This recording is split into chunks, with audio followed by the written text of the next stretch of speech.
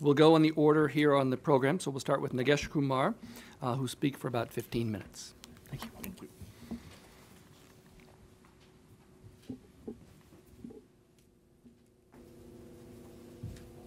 This is already there?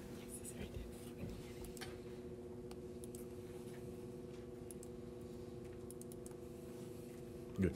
I can manage.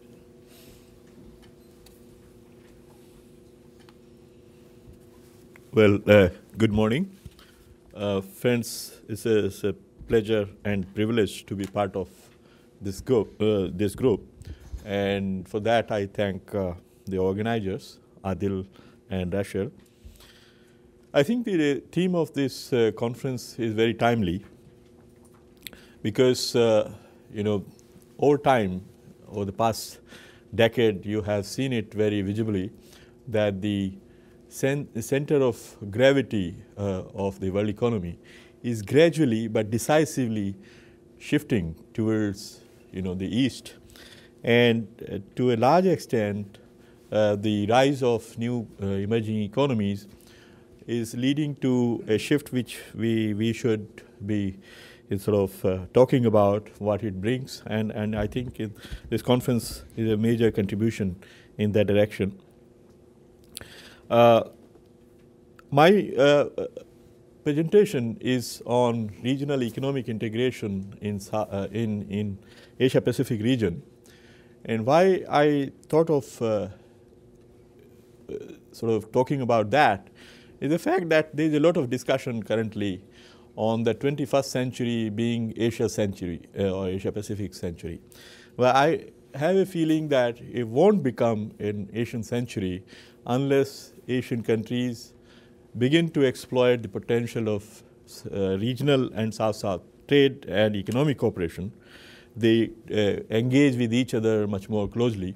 And as you know, for historical and geopolitical regions, Asia-Pacific has been better connected with the West, than with itself. But gradually, this is changing. And my feeling is that the financial crisis will bring about this shift of the Asia-Pacific talking to each other much more, very visibly. And so, of course, at this stage you can just speculate about it. But this is the job of this center, I believe, that it looks into the future. And so I'm just giving you some speculations about where we are heading to in Asia-Pacific region. In terms of regionalism, actually the Western world, while talking about the virtues of multilateralism, practice a very deep kind of regionalism. The emergence of single European market and single currency.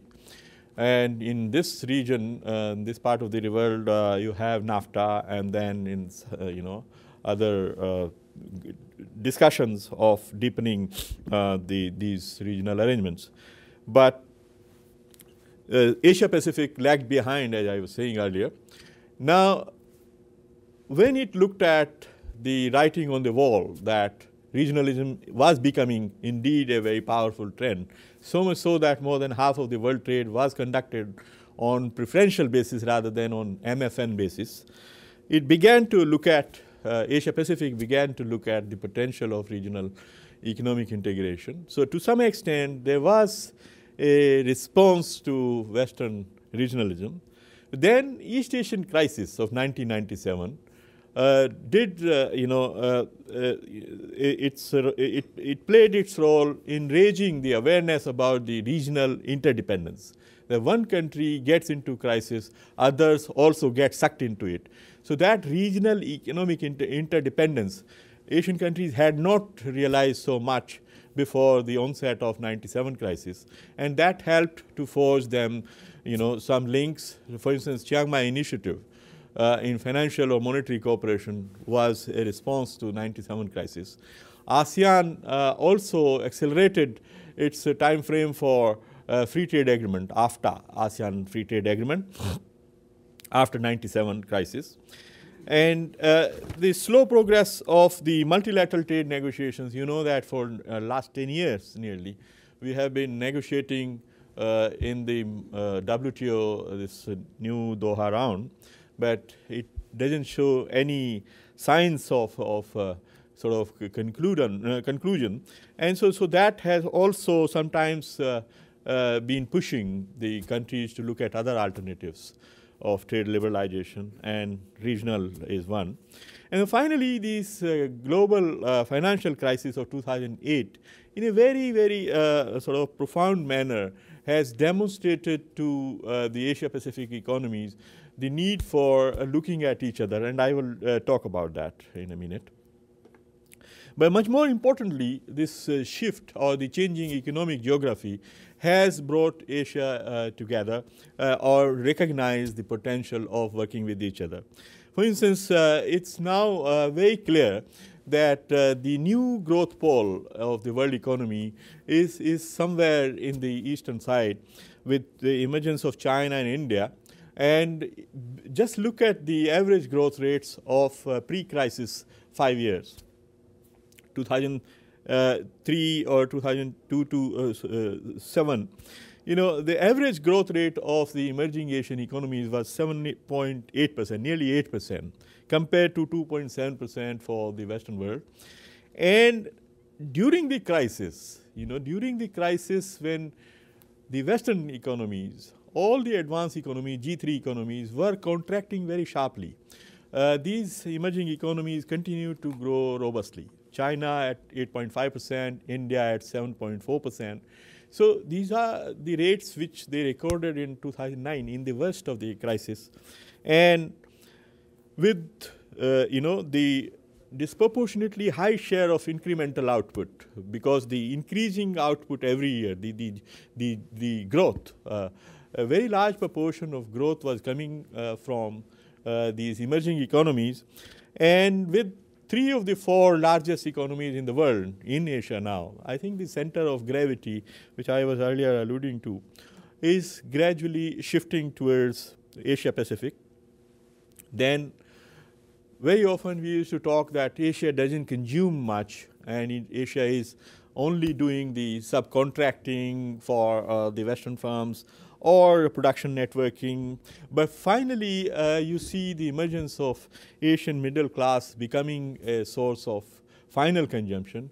And you now realize that the biggest markets in some of the, you know, modern products and services like telecom equipment or, you know, mobile telephone services, motor cars, jet planes, the biggest markets for these products are in the eastern or emerging economies, not in the Western world anymore.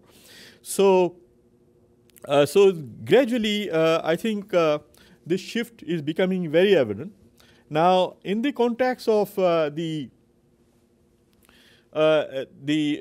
financial crisis, which means that in the coming years, the United States, which was providing a stimulus to the growth of many of the Asian economies by consuming more than it should be, or consuming consuming beyond its means, as they say, you know, that process will have to be gradually unwound, because now it is recognized very well that the financial crisis happened because of global imbalances in the system, that US was consuming more and Asia was consuming less, and that imbalance has to be redressed. And that would mean that Asia will have to find some new sources of growth to sustain its growth, because there will be lesser consumption gradually in the US, and to fill that gap, you will need to create some, you know, some domestic consumption and regional consumption. So the regional economic integration becomes very, very critical for sustaining Asia's dynamism in the coming years. Now, there have been over time number of steps taken by the Asian economies in the direction of regional economic integration. I mean, very shallow sometimes, but I just for the sake of putting them together, I did that. It began very early in 1975 with Bangkok Agreement, which is now called Asia-Pacific Trade Agreement. But it's a very old-fashioned, agreement on a positive list basis that every country puts on the table a few products for which they will exchange tariff preferences. But interestingly, two of the largest, economies, China and India, are members of that.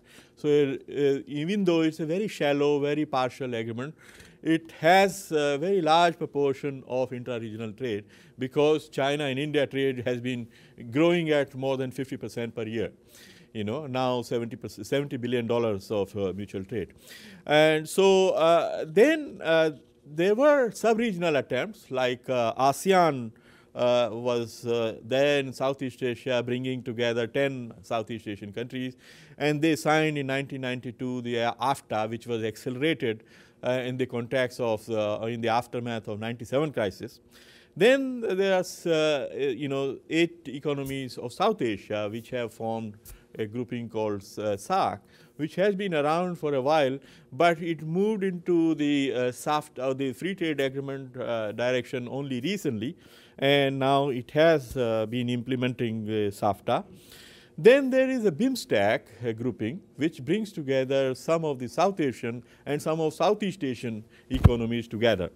And so it's seen as a bridge between these two.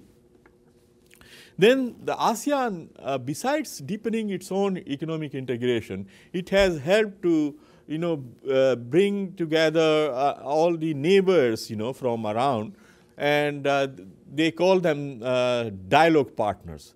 And so every year when they hold a summit of their own, they also invite their dialogue partners for a bilateral summit with them. And that process since 2002 has also led to a lot of cohesion between these economies, because these bilateral dialogue partners have not only signed, each one has not only signed an FTA with ASEAN, but also between themselves. And so and then there are moves toward putting all these dialogue partners of ASEAN and ASEAN in one basket. I mean, so there has been a move towards broader groupings like ASEAN +3, which puts together ASEAN, China, Japan, and Korea, and East Asia Summit, which puts together ASEAN +3 plus India, Australia, New Zealand. So, and of course, APEC, as you know, has been there for a while. Sorry, how do I go back? Previous, yeah.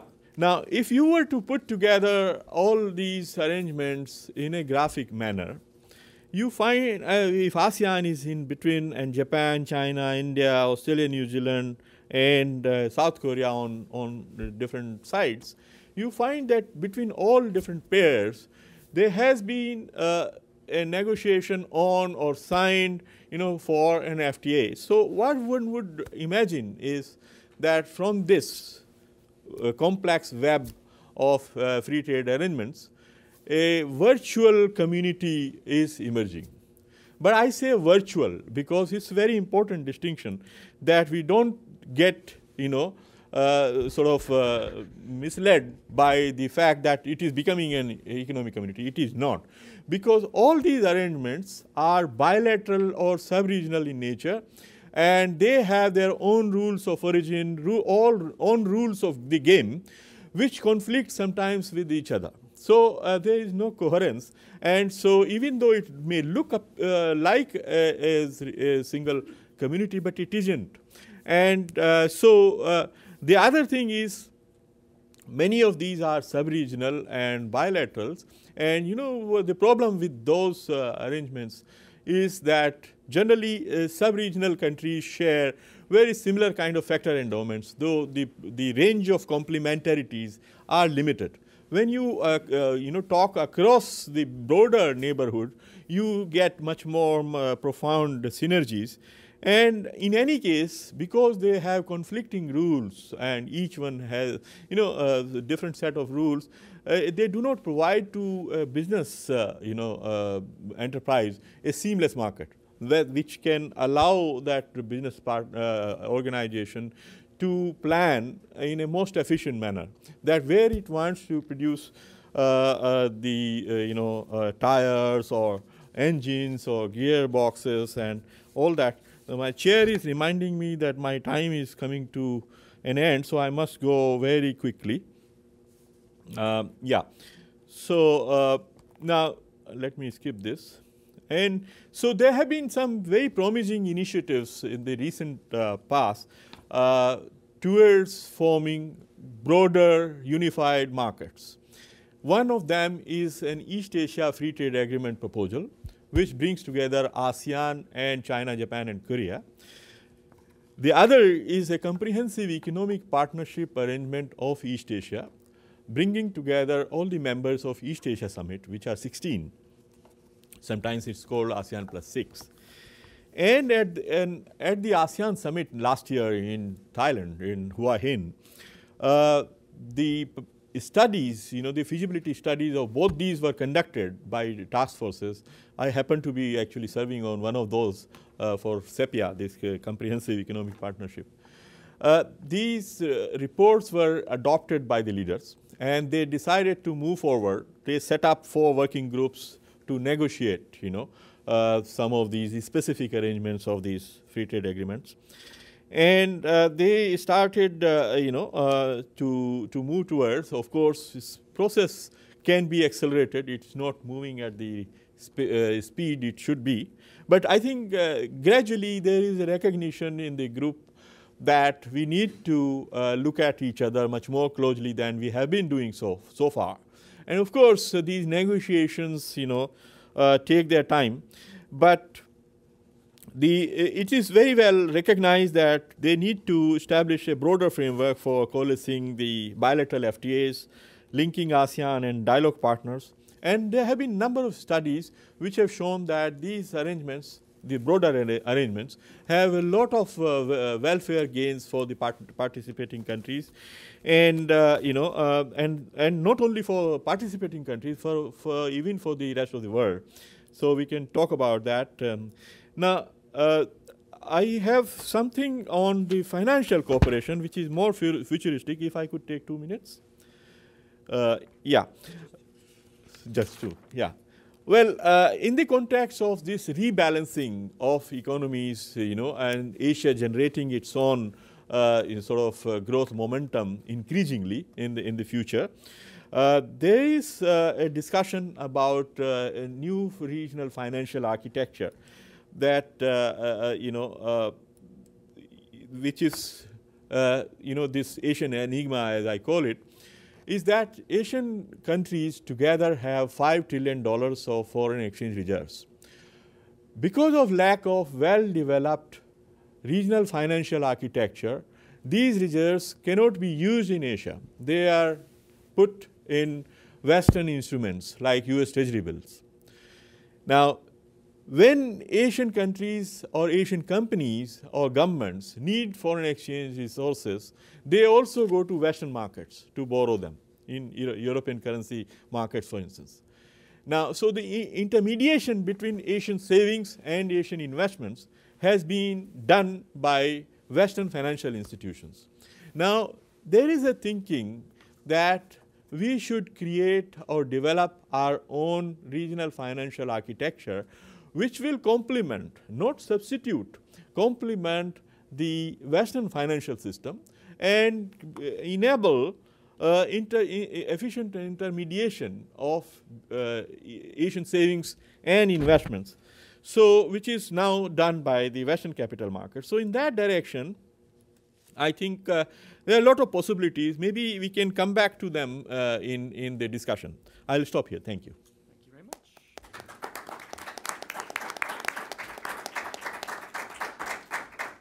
Okay, our next speaker is Shaheen Rafi Khan. Thank you.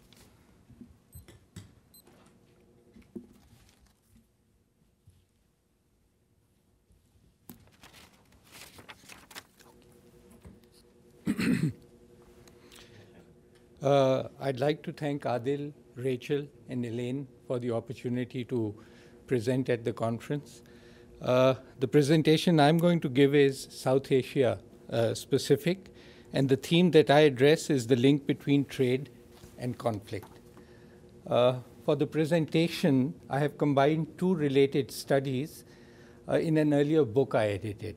The first study looks at South Asian regional trade agreements, RTAs, and the second study examines how critical bilateral relations can be to the process of regional integration and conflict mitigation. In particular, I will look at how institutional asymmetry between key bilateral players can be conflict-inducing rather than trade-promoting.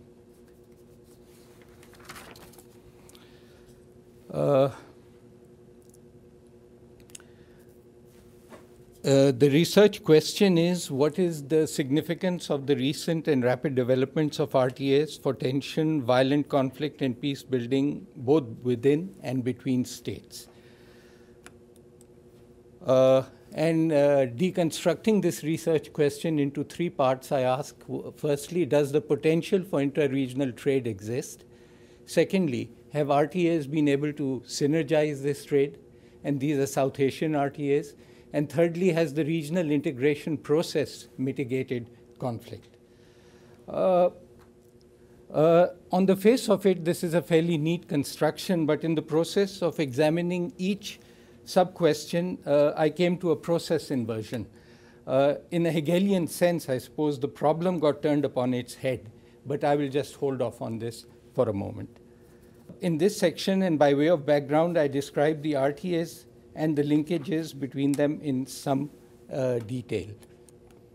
Okay, now coming to the first question that I ask is, does the potential for inter-regional trade exist? Yes, for South Asia, the potential for formal trade is fairly high. There are trade complementarities within the region. Secondly, the volume of informal trade exceeds legal trade because of various tariff and quota restrictions. And thirdly, the potential for leveraging investment, joint ventures is also high, and the enabling institutional arrangements have to be put in place. Now, secondly, with the trade complement and investment complementarities, has trade actually been synergized? What we see here is that there is a very low level of formal trade within South Asia. And so these regional trade agreements have not actually been able to synergize intra-regional trade. Thirdly, has the regional integration process mitigated conflict? We look at the political stability indices for South Asia, and with the exception of two countries, I think Nepal and Bhutan, for all the others, the stability indices are higher than the average level. So in other words, there is a very high level of conflict, tensions and conflict in South Asia. Now, we invert the argument, in fact, and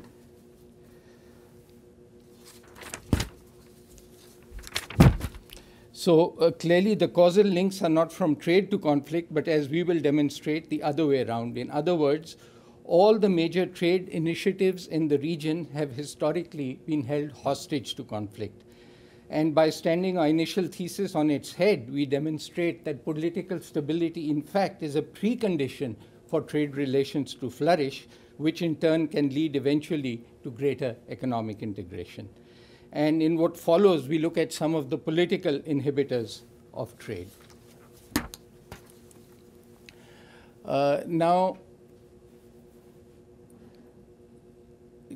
there are some internal factors. The first, there are three regional trade agreements in the region. There is the SAARC trade agreement, which subsumes two trade agreements, SAPTA and SAFTA. And it's the political pulses and rhythms which have held these agreements in check. During the 90s, political differences stalled progress on SAPTA. The military crisis between India and Pakistan of 1992 and 2002 delayed the South Asian Free Trade Agreement. And the composite dialogue, which is currently underway between India and Pakistan, links trade concessions to progress on Kashmir.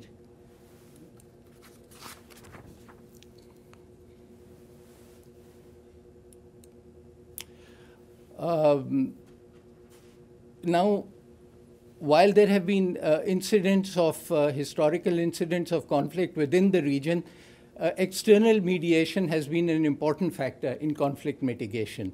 That in the case of Pakistan, India, US has intermediated or intervened, and the conflation of events post 9/11 has been driving the composite dialogue. One of the factors there is the US interest in Central Asia, in Afghanistan specifically, and the nuclear instability and the current terrorist threat in South Asia. Norway, the World Bank, and the Asian Bank have intermediated disputes with India and Sri Lanka, which has now been resolved. And China has played an important role in intermediating disputes between India, Nepal, India, Pakistan, and India, Bangladesh. So in effect, we see that the process is reversed. Our original premise was that the causal link was from trade to conflict. In reality, it is conflict which drives trade, and conflict mitigation more often than not tends to have an external impetus.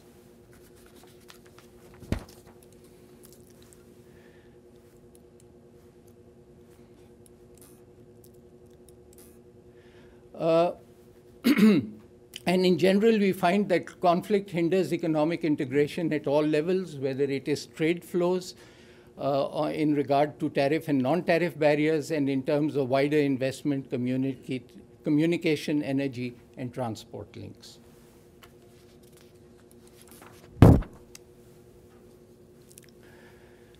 Now we come to the case of India and Pakistan, which is a subset of the wider situation where India has sort of tension-prone or conflictual relationships with all its South Asian neighbors. But here we are looking at two countries, India and Pakistan, because of their demographic, economic, and resource endowments, make them the most powerful countries in the region, and they more or less drive relations within the region. Looking at the positive aspects of things, both countries share common historical, ethnic, linguistic, cultural, and religious roots. And in terms of the trade rationale, that is also very high. The static potential for trade is close to $1 billion, while the dynamic potential that has been estimated through certain regression equations has been estimated as high as between $10 to $12 billion. And there is also a huge investment potential in various sectors. But when we look at the reality on the ground, we see that clearly all this potential is being inhibited by conflictual relations between the two countries. And this has been estimated by the Baron-Celi. She has done a regression estimation where she has estimated real trade between the two countries and the estimated trade in the absence of conflict. And clearly, there is a peace dividend that one can see here. Now, we're stepping back a little, we try and see what are the conflict drivers that are actually inhibiting better relations between the two countries. And one I refer to is the democracy deficit in Pakistan, where conflict is correlated with the absence of democracy. Then there is a religious divide. While India ostensibly is now democratic and Pakistan is not, the two countries are also defined very much by their religious polarities, and they're moving apart in that regard. Then there are certain economic drivers as well, poverty, the maldistribution of resources, and external factors generally tend to play a positive role in the sense that they mediate conflict between the two countries, but whether that is sustainable or not is another question. So recapping, there are significant trade and economic complementarities. The institutional arrangements are there to promote trade in the form of RTAs. However, the value of intra-regional trade is small. The evidence suggests that conflict is an inhibitor of trade and that trade is hostage to conflict rather than a promoter of peace. And finally, conflict mitigation per se tends to have an external impetus but is not sustainable. Thank you.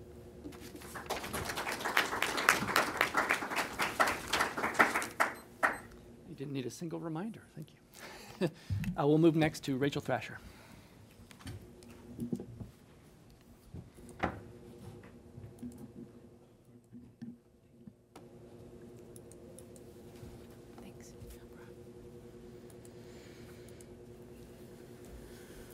Good morning.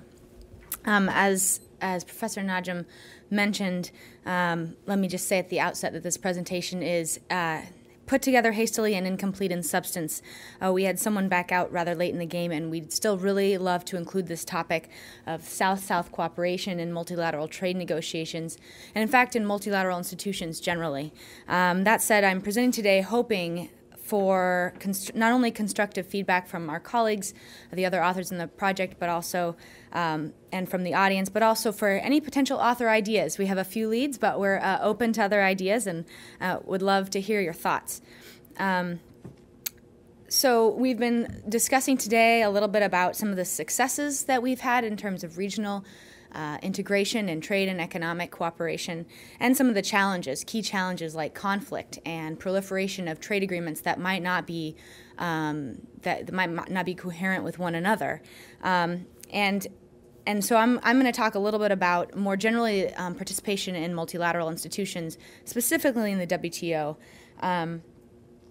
The WTO is of great interest to me because with a legal background, I'm interested in sort of how does it keep entire nation states legally accountable to their commitments. So, so the question is, well, why are we talking about the WTO on a day that we're talking about a South-South cooperation? The WTO is certainly not an institution developed by the South for the South, and yet, you know, we're going to talk a little bit about why is it important to participate in the WTO even for developing countries who have historically not had very much influence in the institution, and then why is it important for them to cooperate within that institution as they are putting forth their interests for multilateral trade. Historically, as I noted, has not been very important. From the beginning of the General Agreement on Tariffs and Trade, the predecessor to the WTO, developing countries in general had inward-oriented development strategies. The GATT negotiations mostly excluded products that were of greater importance to the developed world at the time, and they had existing networks of trade preferences. Talk about the EU and the ACP. That were actually better than the most favored nation level tariff preferences. So they were getting a better deal from the developed world than they would have been if they'd been participating in the WTO. Leading into the 1980s, you see the beginning of the Uruguay round. Countries' development strategies had shifted outward, started using export-oriented development, and the Uruguay round also introduced many different issues that included tropical products, which were very important to many of the developing countries, and added a whole lot more issues that were of interest: investment, intellectual property, services. So the Uruguay round upped the stakes. As it developed, we saw that it was going to become a single commitment, a single undertaking, so to speak, so that countries couldn't opt in and out of issues as they liked. And so it became much more important for countries to participate. Today, the importance is even greater. More countries have joined up. The WTO has become part of the global economic framework, and despite the fact that the Doha round is seeming to stall on many different levels, most of the countries in the world operate through the rules, within the rules of the WTO. I've noted an author here. I'm going to note that throughout the slides. I've relied heavily on a few papers, background papers, and if you'd like more information about those, please come and talk to me. One author mentioned that non-participating countries in the WTO risk adverse discrimination, risk simply not being bound to the rules that prohibit trade protection, and they miss out on access to a dispute settlement body that, at least in theory, treats all members equally. the second question is, so why do they need to build coalitions? Why do they need to have alliances? One author wrote, even small countries can achieve some successes on their own if they identify their objective clearly and use the negotiating or enforcement tools of the WTO effectively. But even large countries cannot achieve major changes against opposition alone, and we saw that in the U.S., as the U.S. discovered in Seattle. So that awareness of other countries' interests and an ability to identify common interests is important, and that goes for everyone in these multilateral institutions, but in particular for southern countries, and we'll talk about that a little bit. These are more conclusions, which I'll show later, but some clearly positive effects of negotiation cooperation. Oh, excuse me. Getting trigger happy. We have improved negotiated outcomes, improved capacity, financial capacity for technical support and lobbying, and in general improved developing country representation within the WTO, although there's a long way to go. There are three main types of negotiating alliances that we found. Region-based coalitions, which are probably the most loosely affiliated in terms of their work in the WTO. They're often just sharers of information. Common characteristic groups, which is the earliest form, one of the earlier forms of these alliances, and those are formed around the idea that as a common characteristic, with common characteristics, we can come to the table on all of these general issues and have a common position. And then there are more specific common interest groups. So we'll see how those have developed over the course of the years. One author has shown a clear proliferation of these groups. Prior to the Uruguay round, there were very few, and these are all southern groups. So. Or developing country coalitions, so groups that had mostly or all developing countries in them, and since the WTO was established, this has become very common. So as I mentioned before, previously it was not very important for the developing countries to be involved in the GATT, and then the GATT because that was when it was not important. Developing countries negotiated mainly within the context of the G77, and we've heard some presenters discuss that at the United Nations Conference on Trade and Development. That was where they formulated their positions. That was where they argued for special treatment in the global trade world. Building into the Uruguay round, countries joined together largely, as I noted, by common characteristics. There was a developing country interest. Just by nature of the fact that you're developing, we all have the same interests, and so we should come together. There was the beginning of countries beginning to identify specific interests, and the Carnes Group is an example of that. It was not a purely developing country coalition, still isn't, but there are a lot of developing countries involved and based on their interest in agriculture. So as we came out of the Uruguay round, the WTO has been established. There are two key tensions or pressures. They have international pressure to join together as a developing country group, and national pressures to identify specific national interests that may differ from other developing countries. And this is something that, as these coalitions have proliferated and developed, we've seen more of that. And that could be an example of countries maturing in their experience in multilateral negotiations, trade negotiations. As we led up to the Doha round, we see some more expansion. One key thing I want to point out on this slide is instead of just responding to a developed country agenda, which is what happened for the most part prior to the Uruguay round and even after, we see developing countries putting new issues on the table, issues of infrastructure for trade, debt and trade linkages, and discussing commodity markets, price volatility, and how that might impact their policies, or how their policies might need to impact that price volatility or influence it.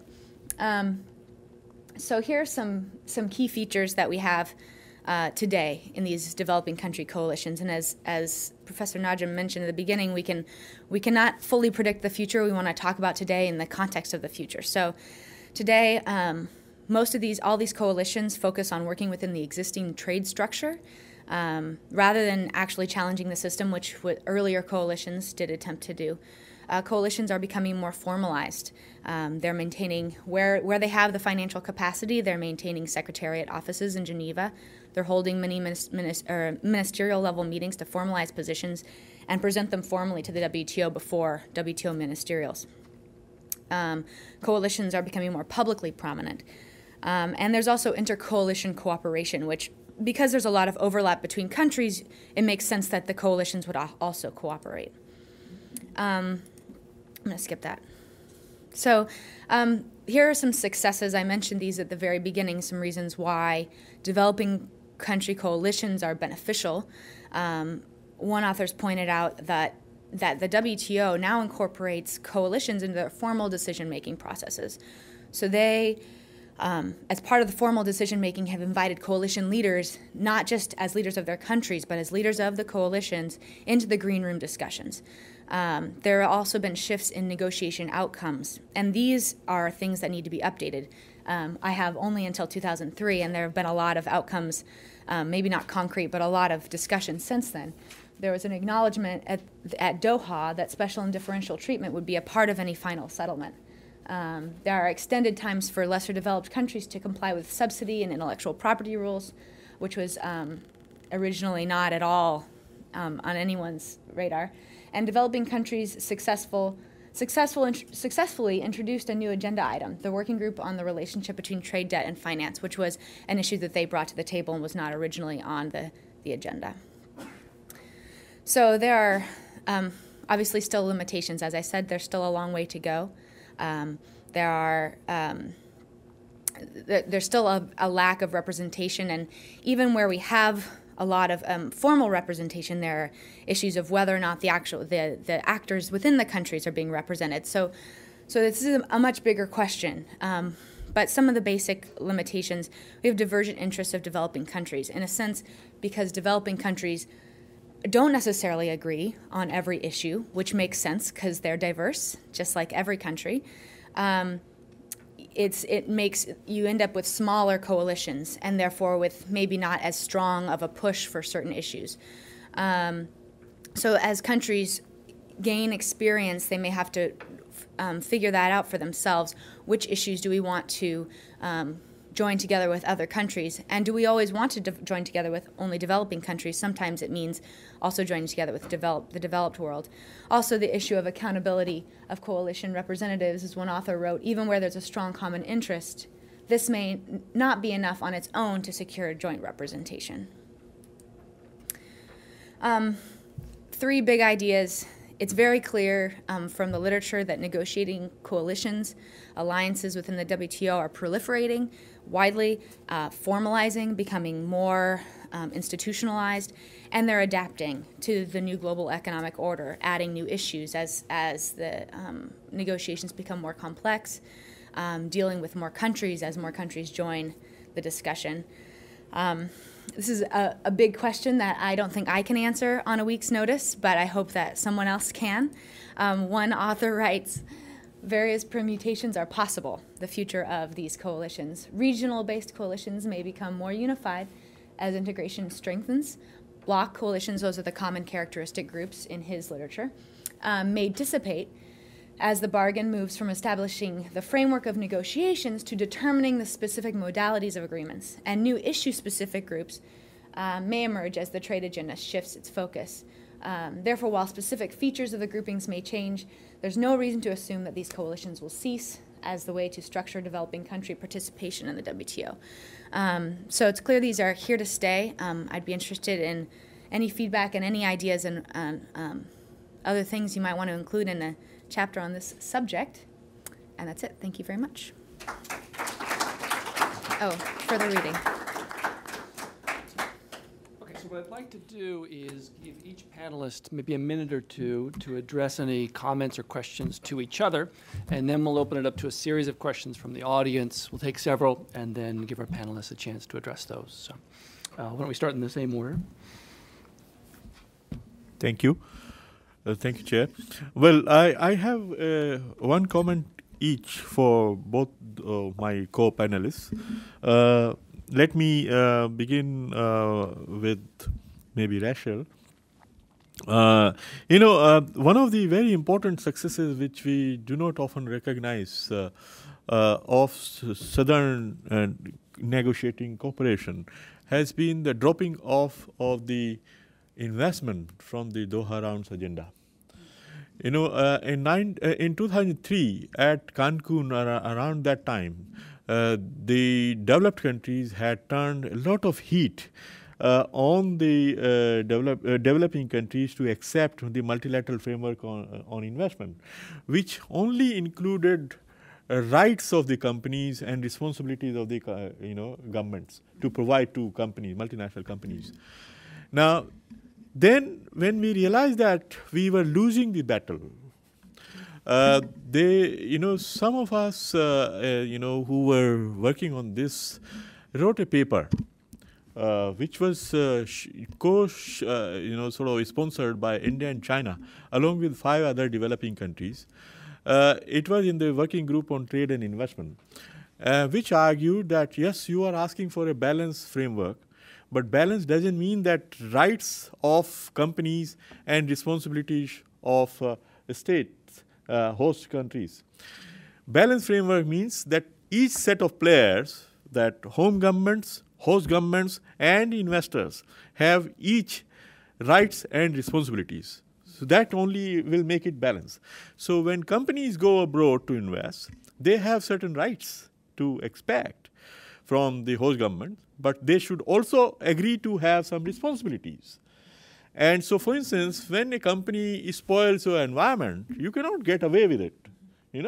You have to be responsible to clean it up. And so when we argued this and giving lot of examples and all that, I won't name who was involved in drafting of that, but there was a lot of excitement among developing countries on this paper, and then they forced discussion on this. And after that, there was one diplomat described to me that there was blood on the table, literally, in the sense that developed countries started saying, how can companies accept responsibilities? Then, because you are asking for a balanced framework. But balanced framework means that they have, the balanced treatment and this and that. So this is not our understanding.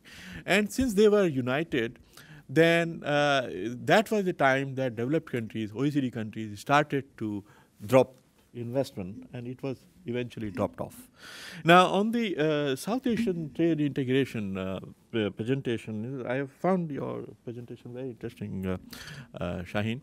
I thought one very interesting experiment in the regional trade liberalization in South Asia has been this India-Sri Lanka FTA, which in many ways can illustrate what the potential is there, and we are not able to realize that because of political tensions which you described. India-Sri Lanka trade was signed in 1998 and became operational from 2000. And in 6, 7, or 8 years, we had actually a study done 2 years ago, which assessed what it delivered in 7 years since its implementation. So between 2000 and 2007, the India-Sri Lanka trade expanded by 300%, but it expanded in a certain very interesting manner, that in 2000, the balance between India and Sri Lanka was 10-1. India exported 10 times to Sri Lanka than it imported from Sri Lanka. In 2007, that balance had come down to 3-1. So, in other words, Sri Lankan exports to India expanded far more than Sri Lanka's imports from India. And so it is, it's still asymmetric, but much more balanced than it was in 2000. So I just leave it there. Thank you. Thank you. Yes. There has been just rather than address each other's comments, just go through with comments for the others, and then we'll address them in the Q&A at the end. Yeah, no, I'm not responding. Okay. I have a question which is common to both the presentations. There has been a plethora of coalitions, agreements, trade agreements within the South.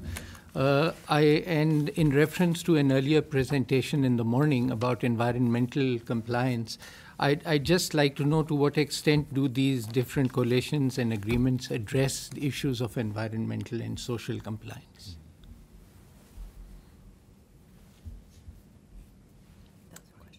Yes. Rachel.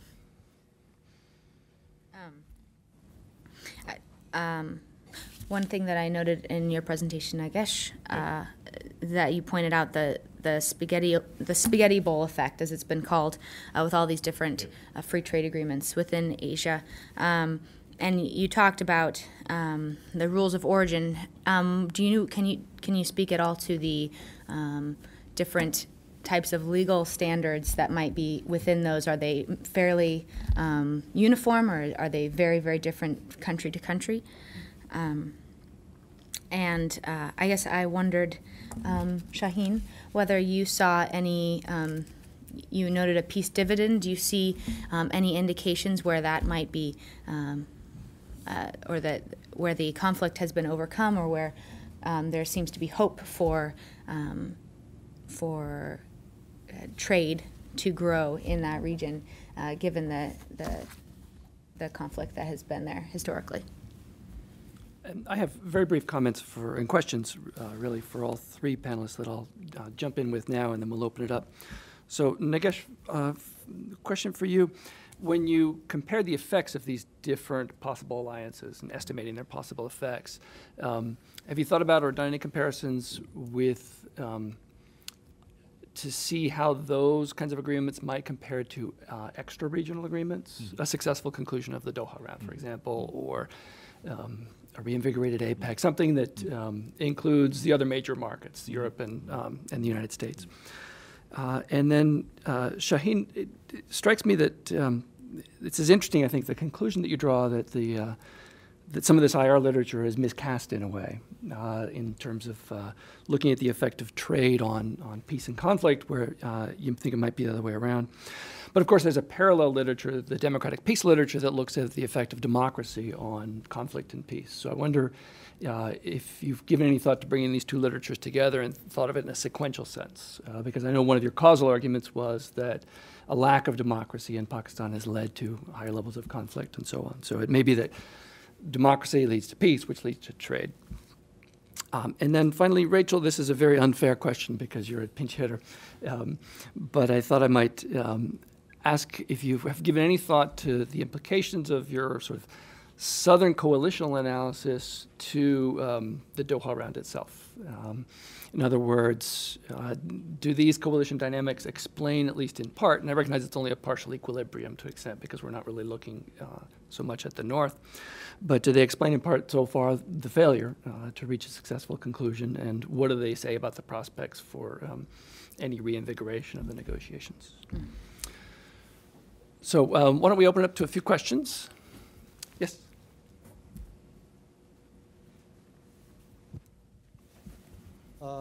My question, rather comments, is to Russell. When you talk about coalition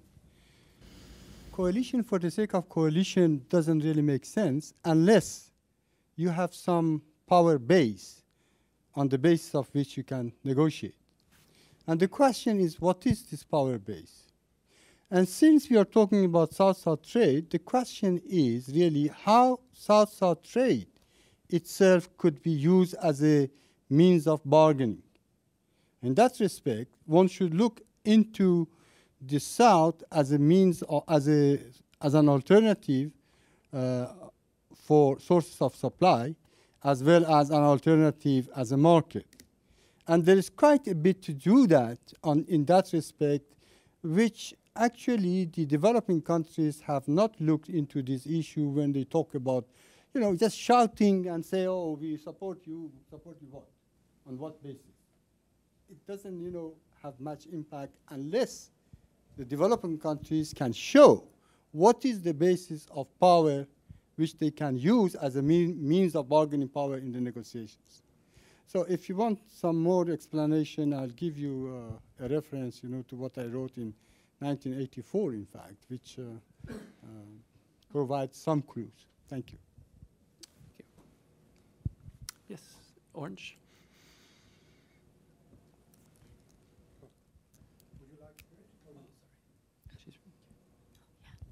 Hi, thanks. Yeah, my name is Rumi. I'm doing my PhD in Germany and just visiting Boston University.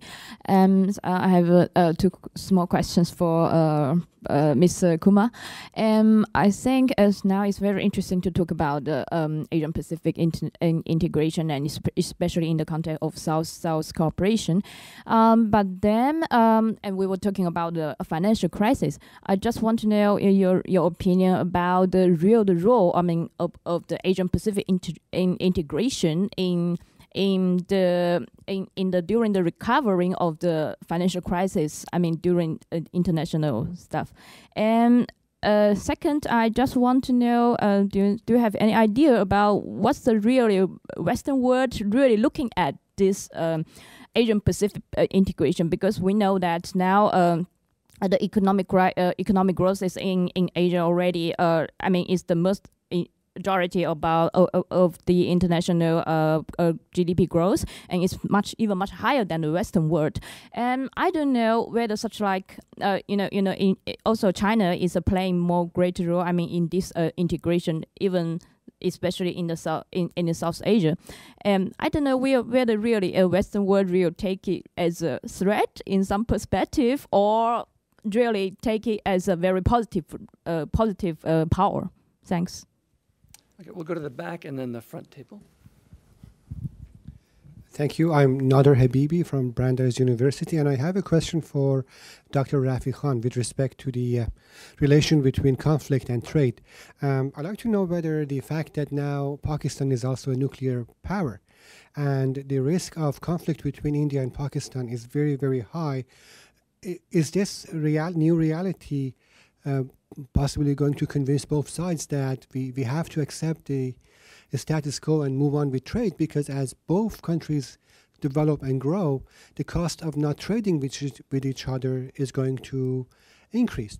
And also, could you comment on the gas pipeline between Iran, Pakistan, India, which was an example of a very positive potential for cooperation between India and Pakistan? Of course, that was stopped by United States, but had it gone through, it could have been the beginning of cooperation and trust building between India and Pakistan. Thank you.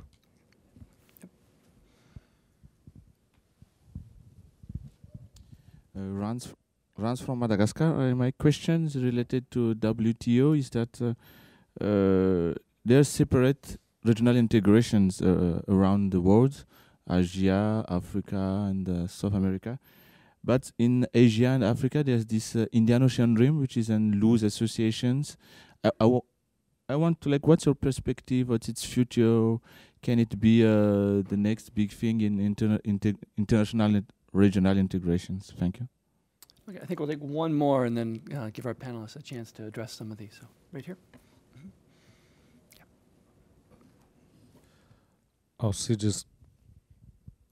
Alcides Vaz from the University of Brasilia.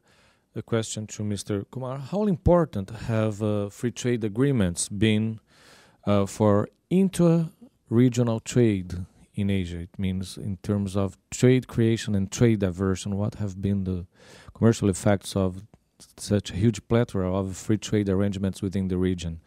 And to Mr. Thrasher, how enduring are the whole plethora of coalitions described within the WTO?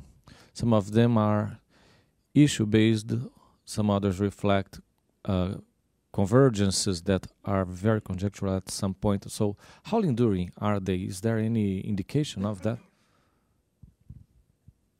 Okay, so you want to go in order? All right. Thank you. Especially friends who pose comments or questions. It helps me to respond to you. Let me begin by the question which you yourself posed, Chair, that how far they relate to other external alliances. I mean, the regional, the welfare gains for regional trade alliances vis-a-vis the external. I think there is one study which did that, which was done by ADB, and they did this, you know, sort of a computable general equilibrium model for trade liberalization with the entire world and for Asia. And what they concluded was that most of the gains for Asia could be obtained by liberalization within Asia.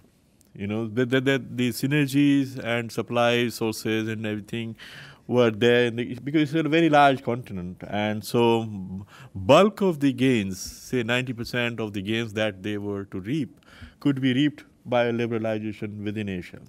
So the study strongly suggested that you go for Asia first. In any case, Doha round, you can't drive it yourself. I mean, there are other powers.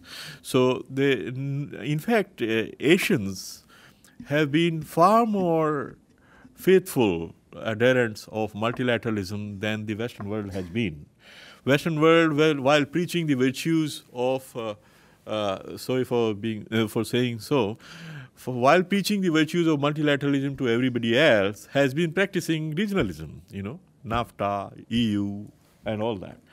So Asia, for instance, has been very, very, you know, sort of faithful adherent of multilateralism. So it's not that they are trying to do something against multilateralism, and if that Doha round can be concluded, they will do their part.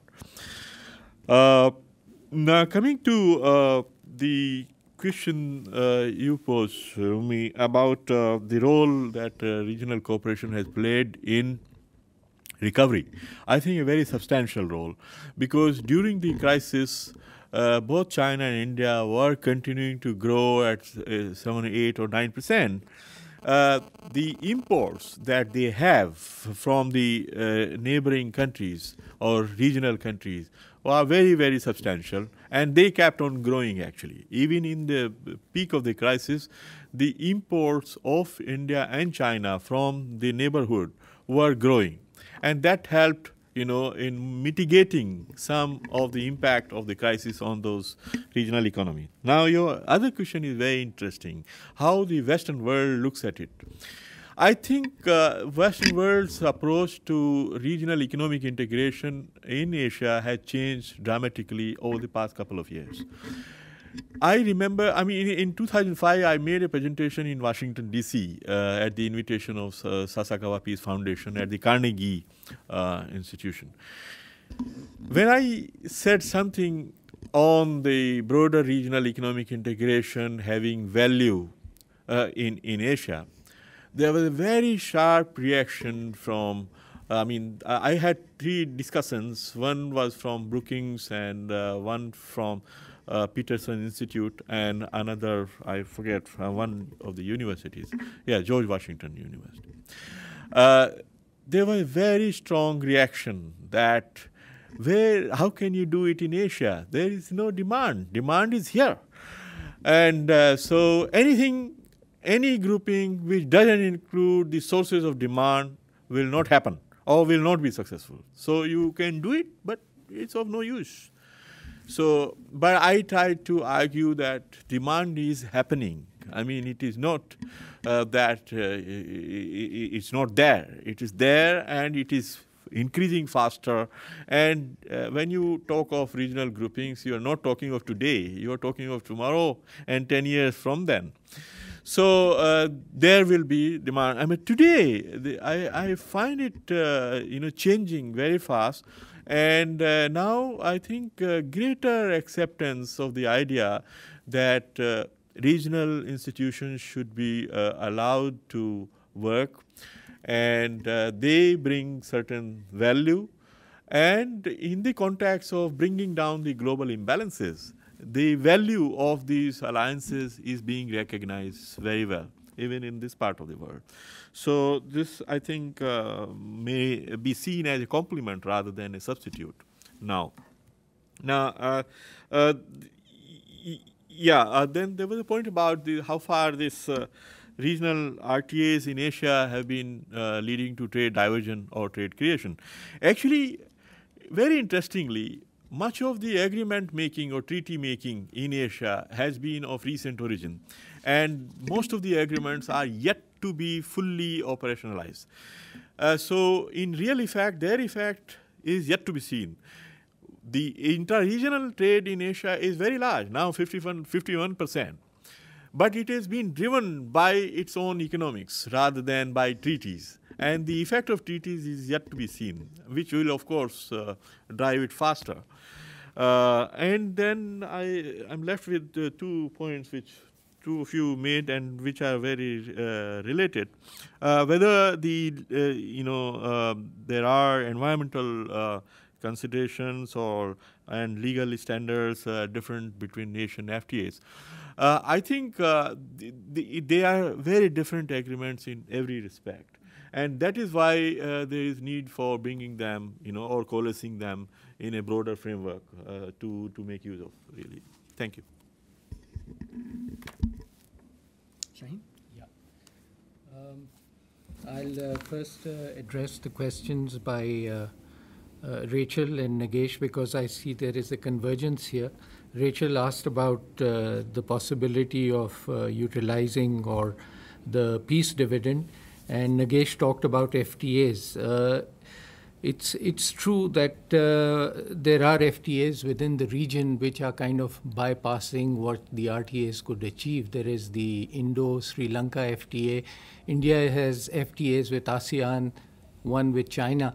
But I see this as a redirection of trade. And what it is doing is taking away from the RTAs themselves and sort of leaving the problem unsolved. And I suppose there is a potential peace dividend there. I tend to be a little skeptical. One needs to be optimistic as well, since we are thinking about the future. That's the most that I can say. You talked about, there was a question from the floor about nuclear power and the gas pipeline as a potential for energy cooperation within the region. Yes, nuclear power is a reality, and that could be a force for bringing the two countries together, especially now with the outbreak of the terrorist threat, which India is as scared of as Pakistan is, and that is a force for bringing them together. On the other hand, there are certain issues related to Kashmir which keep them apart. So again, there are a number of question marks hanging on this. On energy cooperation, yes, there are issues of US pressure and disagreements over prices. But ultimately, I think that there is a credibility deficit as well. If the pipeline is installed, what is the likelihood that the supplies transiting through Pakistan can be sustained? And finally, the question from the chair, yes, I think peace is very important, and democracy is a precondition for peace. There have been democracy interregnums in Pakistan where dialogue between India and Pakistan has picked up, but then those have been set back for a subsequent military takeover. So democracy also becomes a structural issue, and that raises questions of its feudal construction, of corruption, cronyism, and a whole lot of other things which need to be researched. That's Sure. First, to briefly address Nagesh's comment, I think that's a fabulous example of how South-South coalitions have been able to accomplish some of their goals, even if it's simply to block something that is put on the table by countries with a different agenda, and that leads right into what Strom was asking: is what is the implication for these southern coalitions on the fact that Doha seems to be stalling or failing? And I think it's a little controversial to say that it's failing. I think it's a common thing to say, but in truth, a lot of the reasons that it's stalling is because countries that didn't used to have much of a voice, that didn't have representation, are now able to put forth their interests with some sort of bargaining power. And the power base, as you were saying, Mr. Shafiuddin, that is based in part on the strength of those of the larger emerging economies that have been part of the process for years, and as you mentioned, on the idea that there's an alternate source of supply, alternate markets that these products and services might be going to. So that was an interesting comment as well. So will these coalitions cause failure, cause the failure of Doha? Is there hope? You know, it's possible that if Doha stalls indefinitely on the basis of these issues that cannot be surpassed, that maybe it's important with the WTO as a consensus building organization. Maybe it's important that the round stall. Maybe it's better that these issues not ultimately get decided, and that's a pretty controversial position. So we'll leave that at that. As far as what you were saying, Shaheen, about the environmental and social implications for these coalitions, I think I will defer in part to what Kathy Hochstetler was presenting earlier, and I think as developing country coalitions have certain agenda items, they may be less likely, as she mentioned, to incorporate human rights issues and environmental issues, and much more reluctant to agree to them once they're on the agenda, once they've been put forth by others. So there is a possibility for negative implications there, and that would be interesting to explore further. Let's see, a few other questions. I will do this the best that I can. You mentioned, sir, the Indian Ocean Rim. And is this the next big thing? I'm not very, very familiar with that alliance, but I think that as alliances change, as issues change and countries' interests change, I think it's very possible for these alliances to sort of rise to the top and then fall when they become less important and rise again. And I think that we may see a lot of fluctuation in regional and common characteristic and common interest groups as the years progress in these WTO negotiations, which responds in part to what Alcides mentioned. You know, how enduring are these coalitions? They could be very enduring. This is yet to be seen, as it's really only been about 10 years. Well, that's not true. It's been 15. It's been 15 years, but it'll be interesting to see as new issues come onto the table, whether these fall out and new ones come to replace them.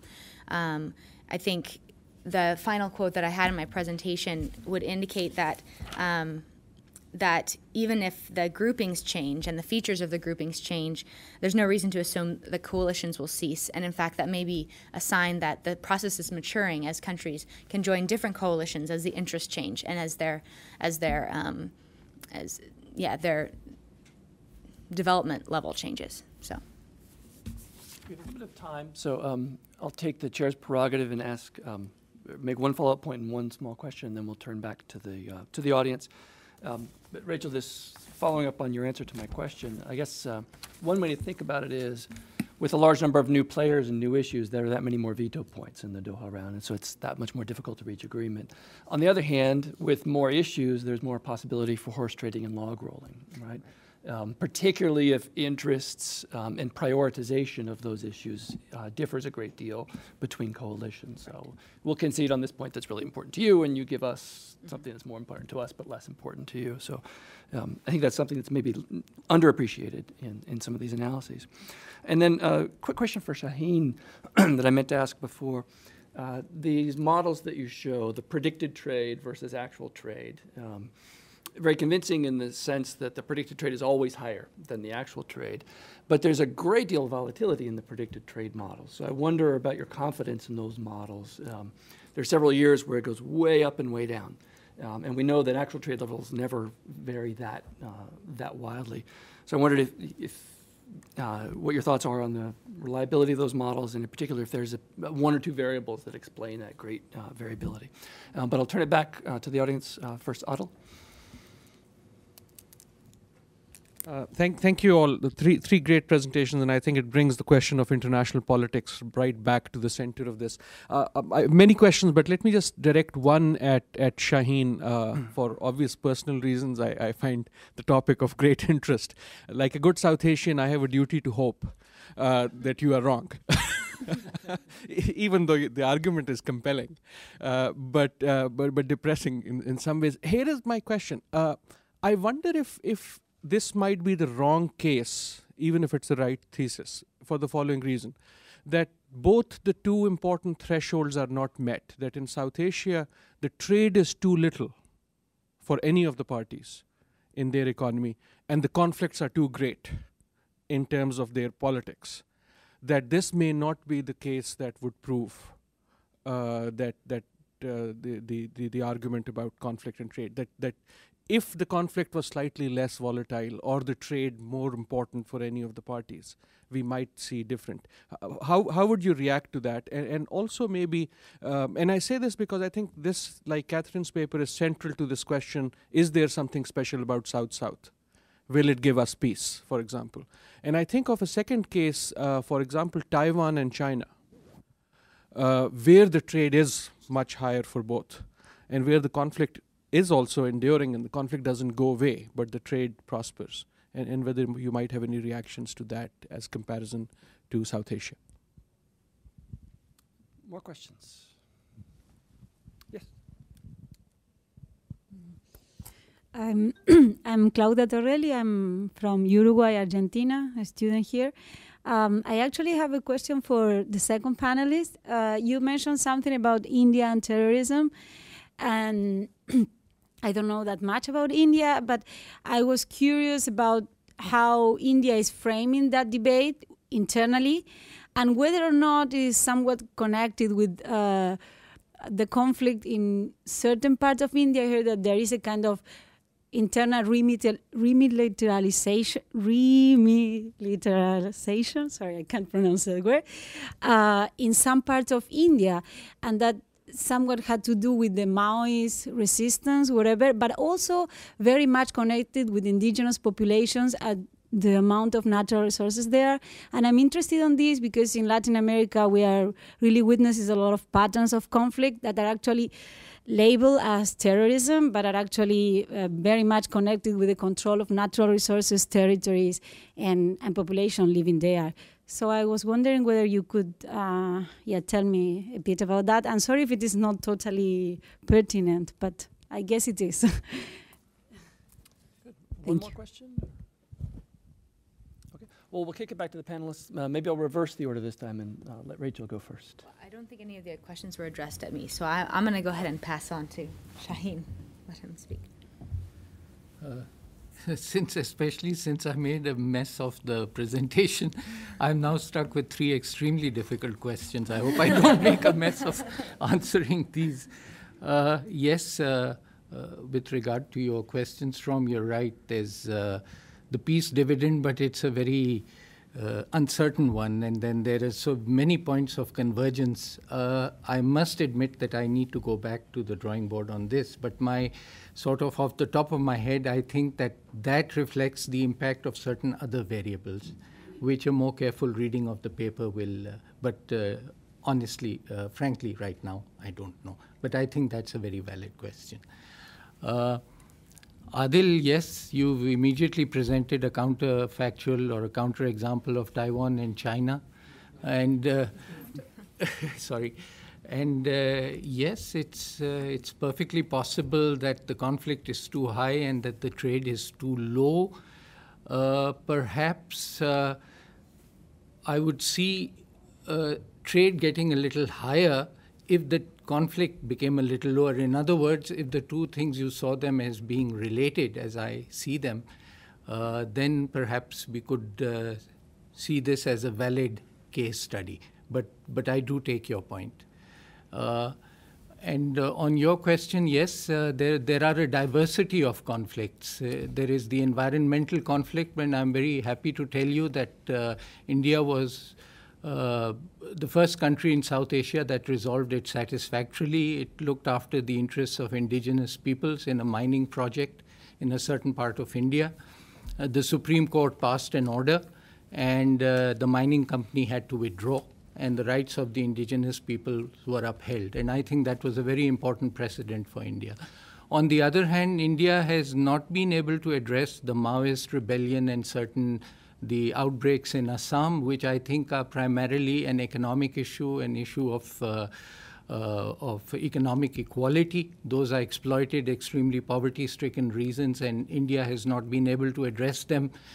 And that goes back to its inability to address the issue of poverty as a whole, despite its extremely high growth rates, which it is experiencing right now, which I think by the latest count was 8% in the current fiscal year. On the issue of terrorism, I think, yes, Pakistan and India are beginning to see eye to eye on this. First, the casus belli was Kashmir. And Musharraf, ironically, a military leader, a dictator, was the one who sort of thought outside the box and brought the two countries together. Subsequently, under a democratic dispensation, that initiative has been reversed. But I think India and Pakistan are seeing eye to eye because terrorism has become a very real threat, both to Pakistan and to India. And if anything, perhaps that's looking at it negatively. That is something that might bring the two countries together, if that in any way answers your question. Nagesh, any final words? I mean, in the second round, no specific question was posed to me. But just to add to what Shaheen said, I think, there is this issue of Maoist violence in some parts of the country, and these happen to be the ones which were natural resource-rich regions, and there was a feeling in the indigenous, the people of those regions, that their natural resources were being sort of exploited, and they were being uprooted and all that, and that was fanning this discontent. But the ruling of the Supreme Court, which Shaheen referred to, changes and reverses that and brings greater credibility and precedence that business has to be done on fairer terms and not just for the sake of development that you override those considerations. And this violence has also helped in government recognizing, that we have to look after the social dimension and the development dimension and not focus only on growth. Now there is the current discourse in the policy circles is that there is certain vibrancy in the economy, that 8 to 9% growth can be taken for granted irrespective of the government. So government has to focus on the social agenda, on the infrastructure agenda, and provide for all those gaps which remain there. So hopefully next few years may bring some benefits of that. Thank you. Thank you, and I'd like to thank our panelists for a very stimulating panel.